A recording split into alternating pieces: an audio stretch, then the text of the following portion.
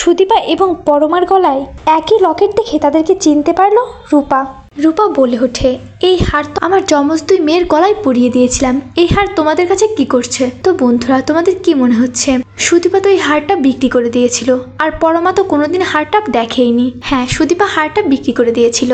তবে এটা যখন আদিত্য জানতে পারে, সুদীপা তখন তার পিসিকে বলছিল, ঠিক তখনই আদিত্য সবটা শুনে নেয় আড়াল থেকে। সুদীপা খুব কষ্টে কথাগুলো বলছিল যে তার বাবার শেষ স্মৃতিটুকু সে বিক্রি করে দিয়েছে, আর এটা শুনে আদিত্যর খুব খারাপ লাগে। সুদীপার বাবার দেওয়া শেষ স্মৃতিটা আদিত্য ফিরিয়ে এনে দেয় সুদীপাকে। আদিত্য হারটা ফিরিয়ে এনে নিজের হাতে সুদীপার গলায় পরিয়ে দিয়েছিল। আর পরমা, তার কাছেও হারটা আসার একটা কাহিনী আছে। পরমা চৌধুরী বাড়িতে থাকতে পারছিল না, তার চোখের সামনে আদিত্য ওই সুদীপার সঙ্গে থাকছে সবসময়, তার সমস্ত কথা শুনছে, তার কথাই ভাবছে সারাক্ষণ। আর ওই সুদীপার জন্যই আদিত্য আউট হাউসে গিয়ে পর্যন্ত থাকছে। আর এসব সহ্য করতে না পেরে পরমা তার বাবাকে ফোন করে বলে, বাবা, আমি একদিনের জন্য তোমাদের কাছে থাকতে চাই। আর সেখানে গিয়ে অনেক কিছুর পরে পরমার গলায় ওই হারটা পরানো হয়। এরপর পরমা ফিরে আসে চৌধুরী বাড়িতে। পরমারও খুব মনে পড়ছিল ওই মহিলার কথা।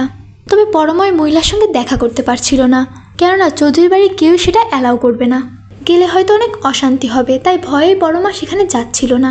তবে সুদীপা এবং পরমা দুজনের গলাতেই হারটা ছিল, একদম একই রকম হার।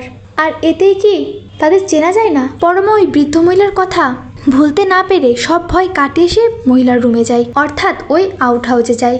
আর সেখানে গিয়ে সুদীপা এবং পরমা দুজনেই রূপার পায়ের কাছে বসে তার সঙ্গে গল্প করতে থাকে।